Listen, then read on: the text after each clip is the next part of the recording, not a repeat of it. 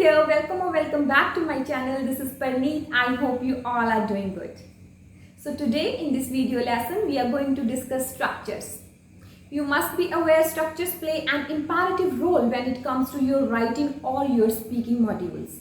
But today in this video, we are focusing on writing task 2. That is for academic or GT students, which is essay writing. Yes, ਹੁਣ ਜਦੋਂ essay writing ਦੀ ਗੱਲ ਆਉਂਦੀ ਹੈ ਤਾਂ ਸਾਨੂੰ ਸਾਰਿਆਂ ਨੂੰ ਇਦਾਂ ਹੁੰਦਾ ਕਿ ਅਸੀਂ essay ਦੇ ਵਿੱਚ ਇਹ ਜੀ ਕੀ ਚੀਜ਼ ਲਿਖ ਕੇ ਆਈਏ ਜਾਂ ਕਿਸ ਤਰ੍ਹਾਂ ਲਿਖ ਕੇ ਆਈਏ ਕਿ ਸਾਡਾ essay ਬਹੁਤ ਜ਼ਿਆਦਾ impressive ਬਣ ਜੇ। So guys, structures are the only thing ਜਿਸ ਨੂੰ add on ਕਰਕੇ ਆਪਣੇ essay ਨੂੰ ਤੁਸੀਂ ਬਹੁਤ ਜ਼ਿਆਦਾ impressive and effective ਬਣਾ ਸਕਦੇ ਹੋ। क्लीयर एंड स्ट्रक्चर्स थोड़ी ऐसे राइटिंग दे विच होना एक मैंडेटरी चीज़ है बिकॉज एग्जामिनर्स चाहते हैं they really want you to write complex structures ते कॉम्पलैक्स स्ट्रक्चर्स कदों आते हैं जो तुसी स्ट्रक्चर्स ऐड कर दो कॉम्पलैक्स सेंटेंसिस कदों आते हैं जो तुसी स्ट्रक्चर्स ऐड कर दो सो आई वुड रिकमेंड तुसी सिंपल सेंटेंसिस ना लिख के आओ उन्होंने कॉम्पलैक्स बना के आओ with the help of these structures which I am going to tell you clear. Second जो तुसी स्ट्रक्चर्स अपनी ऐसे राइटिंग के विच इंपार्ट करके आने हो उदों की होंदा है तुहानूं बहुत ज़्यादा बेनीफिट होंदा है तुहाडी राइटिंग का इंप्रैसिव बनती ही बनती है बट उहदे नाल नाल ये तुहानूं बहुत ज़्यादा असिस्ट करेगी in getting your desired band score that is 7 और 7+। 7 और 7+ रिक्वायरमेंट मोस्टली GT स्टूडेंट्स की होंगी है। So for GT students it is a recommendation और सुजेशन कुछ भी लगा लो स्ट्रक्चर्स ऐड होने तुहाडे ऐसे दे विच बहुत ज़्यादा जरूरी है। Clear. So without wasting any time let's get started. Okay, number 1 structure. हुण देखो स्ट्रक्चर्स नूं दस्सण तो पहला आपां एक क्राइटेरिया देखते हैं जो आप ऐसे लिखते हैं उसको आप किन्ने पार्ट्स के विच डिवाइड करते हैं। First of all we write introduction, second number पर असीं बॉडी पैराग्राफ्स बनाने एंड थर्ड पर वी राइट कॉन्क्लूजन। हुण आप स्टैप बाय स्टैप ही डिस्कस करांगे कि इंट्रो दे विच तुसीं किहड़े स्ट्रक्चर्स ऐड कर सकते हो, बॉडी एंड कॉन्क्लूजन दे विच किहड़े स्ट्रक्चर्स ऐड कर सकते हो अपनी ऐसे नूं इफेक्टिव बनाने दे लई। So first of all will talk about introduction. Introduction they which first structure जिहड़ा तुसीं यूज कर सकते हो दैट इज वैदर और। वैदर ते और हुण तुहानूं सारिਆਂ ਨੂੰ सुनिया भी होएगा एकदम तुहानूं लगेगा कि वैदर और ਤਾਂ ਅਸੀਂ सुनिया ਤੇ ਅਸੀਂ यूज भी कर रहे हैं। जे यूज कर रहे हो वेरी गुड, तुसी हुण देख सकते हो उसनूं थोड़ा होर पॉलिश किवें कर सकते हो। अगर तुसी यूज नहीं कर रहे तो गाइस पक्का उन्होंने यूज करना स्टार्ट करो इंट्रोडक्शन दे विच, फिर देखो तुहाडी इंट्रोडक्शन किस तरह इंप्रैसिव होएगी। हुण देखो इंट्रोडक्शन दे विच वैदर और नूं असीं कदों यूज करांगे जदों कोई भी डाउट या चॉइस वाली कंडीशन आउंदी है। हुण तुहानूं कोई भी ऐसे आया जिहदे विच तुहानूं कोई 2 व्यूज़ आए, डिस्कस बोथ व्यूज़ किया या कोई डिस्कशन ऐसे आया या ओपीनियन बेस्ड ऐसे आया जिहदे विच या किसी ने कहा some people believe this and others believe this, some people are in the favour but others contradicted, others are against, उत्थे तुसीं वैदर और नूं यूज कर सकते हो। Let's say first of all we'll discuss few simple sentence like some essays are easy, some essays are difficult or but all the students have to learn all the essay या all the students have to practice all the essay।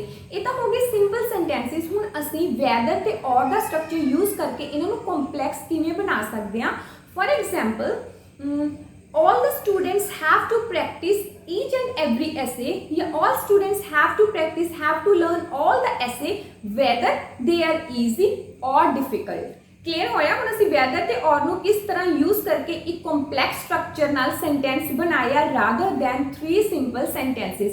जदों तुसीं इस तरह लिखना सीख जाओगे, इस तरह लिख के आओगे उत्थे then you guys could achieve your desired band score.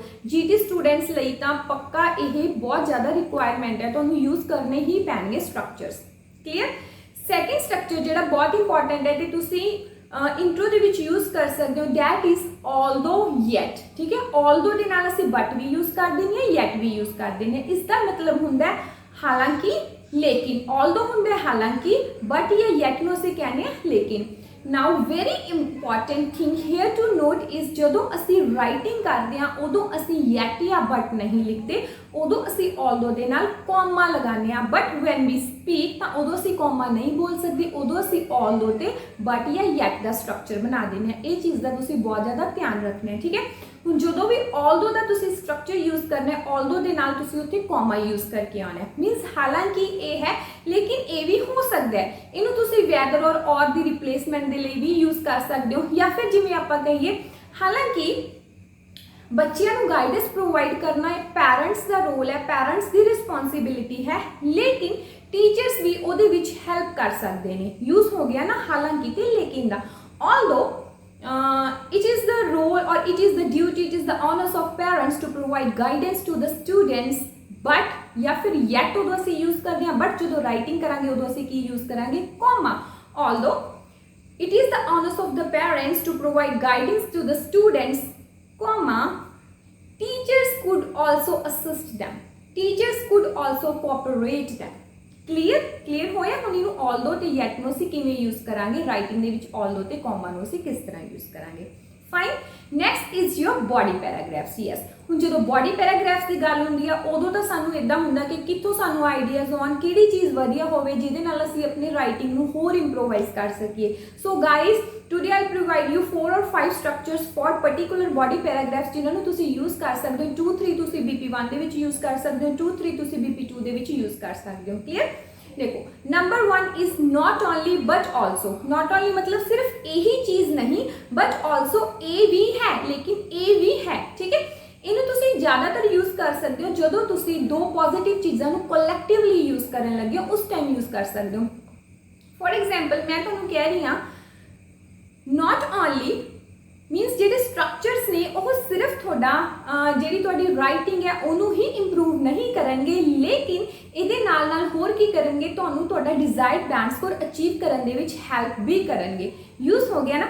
Structures not only help you to improvise your writing, but only assist you in achieving your desired band score। Clear. तो इनू तो तुसी मस्ट बना लो कि जदों मैं बीपीज लिखने ने नॉट ओनली बट ऑल्सो तो मैं उत्थे यूज करके ही आना है। फिर देखो बैंड स्कोर किस तरह तुहाडा हाई होएगा gradually and gradually. Clear. Second important structure for the BPs is both and. Both ते एंड जदों आपां यूज करदे हां। For example, computers has made our work both easy and efficient. जिहदे नाल उन्हें ईजी भी बनाता, दोनों चीज़ां करके ते एफिशिएंट भी बनाता। मीनस अब स्पीड बहुत ईजी है ना, एरर्स नहीं होंदियां, गलतियां नहीं होंदियां, इस तरीके नाल तुसीं यूज कर सकते हो। Now third important structure is both as well as. ये भी उदों यूज होंदा जदों तुसीं दो चीज़ां नूं किसी नूं यूज करना। For example, computers have both merits as well as demerits. हूँ ये सेंटेंस ही क्लीयर कर रहे हैं। जदों तुहानूं मैरिट्स डीमैरिट्स दा आया या फिर टू कंट्रास्टिंग व्यूज तुसीं उत्थे प्रेजेंट कर रहे हो, उदों तुसीं इसनूं यूज कर सकते हो। ये बहुत छोटिया चीज़ां ने गाइस, बट बिलीव मी जदों तुसीं इन्हां नूं इंपार्ट करोगे अपनी राइटिंग दे विच तां डिफरेंस बहुत वड्डा होएगा, तुसीं खुद नोटिस करोगे। Clear.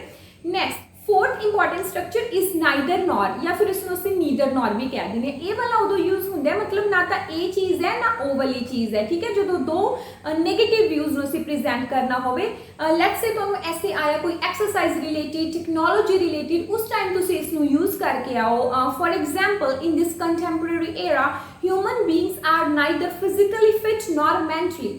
In this modern era, humankind is neither fit nor healthy। उस टाइम पे यूज करो। सेम वे दे नाल तुसी ईदर और भी यूज कर सकते हो, बट उन्होंने तुसी पॉजिटिव वेज नू कोरिलेट करने के लिए यूज करोगे। Fine. Last fifth important structure is if then, या फिर ये ऑल्टरनेट सिक्स्थ वाला हो सकता है व्हेन देन। इफ मतलब हले ये है या फिर वो होएगा। ठीक है, लाइक अगर मैं कहा जे स्टूडेंट्स पढ़ेंगे, अगर स्टूडेंट्स पढ़ेंगे, if students work hard, if students will study, तब वो पास हो जाएंगे, then they will pass, then they could achieve good marks.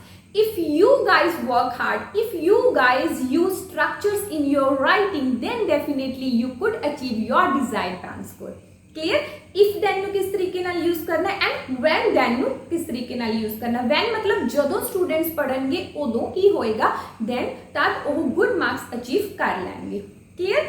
Last come to the conclusion. Yes, हुण कंक्लूजन दे विच तुसीं किस तरीके नाल इन्हां नू यूज कर सकते हो।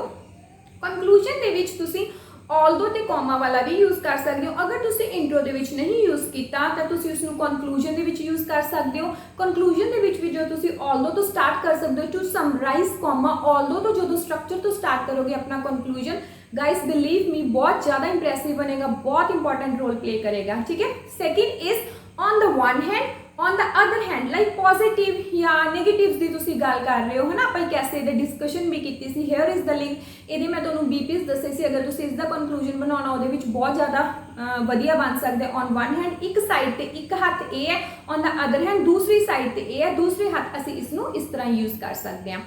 Let's there is one essay old buildings के ऊपर ऐसे है जिहड़ा old buildings are destroyed for the betterment है ना, वो वाला डिस्कस करो, अपना ओपीनियन दो, वो वाले ऐसे दे विच किवें आपां यूज़ कर सकते हैं। On the one hand ancient buildings are demolished for the betterment of the society, comma on the other hand government should also make some imperative rules and regulation, government should also take some initiatives for the betterment of the society। इस तरीके नाल तुसी use कर सकते हो। Clear? So I hope guys ये तुहानूं सारे स्ट्रक्चर्स क्लियर हो गए। Now very important note is जरूरी नहीं है इन्हां नूं तुसी सीक्वेंस वाइज यूज करना है, जरूरी नहीं है इंट्रो वाले इंट्रो दे विच ही यूज करने हैं या फिर कंक्लूजन वाले कंक्लूजन दे विच यूज करने हैं। हुण इंट्रो दे विच अगर तुहानूं यूज करना पै रिहा, सपोज जो तुसी थीसिस लिख रहे हो, थीसिस दे विच तुसी अपने आइडियाज प्रेजेंट करने हैं, आपां उत्थे वन वन आइडिया मैंशन कर दिंदे आ, उत्थे भी तुसी बोथ यूज कर सकते हो, बोथ एंड यूज कर सकते हो, both as well as neither nor use कर सकते हो। मैं तुहानूं एक आइडिया दिता है कि तुसी किस तरीके नाल यूज करो उन्होंने। लाइक इंट्रो दे विच ए वाले ज़्यादा यूज होंदे हैं, बीपीएस ए वाले यूज होंदे हैं, कंक्लूजन दे विच ए वाले यूज होंदे हैं। सो गाइस अज तो ही जो भी प्रैक्टिस करो इन्हों यूज करना स्टार्ट करो and then you will notice difference, you will notice your progress and eventually you'll get your desired band score। fine। and yes guys, if you want me to make more such videos like जो introduction किस तरह impressive बनाना है या फिर thesis, yes thesis दे नाल तुसी agree करोगे बहुत ज़्यादा students struggle करते हैं, मैं भी struggle करती सी starting they which. if you want me to make such more videos on thesis के thesis ਨੂੰ impressive किवें बनाइए या फिर particular essay type दा thesis किस तरह लिखिए, do write me in the comment section। And yes I have a humble request, हुण बारी है मैनूं मेरा शेयर देण दी। शेयर केड़ा? सबसक्राइब करन दी चैनल नूं। Do subscribe to my channel, hit the like button and share the video with your friends if you find the video useful and helpful। So take care, stay tuned for more updates। Thank you so much, bye bye।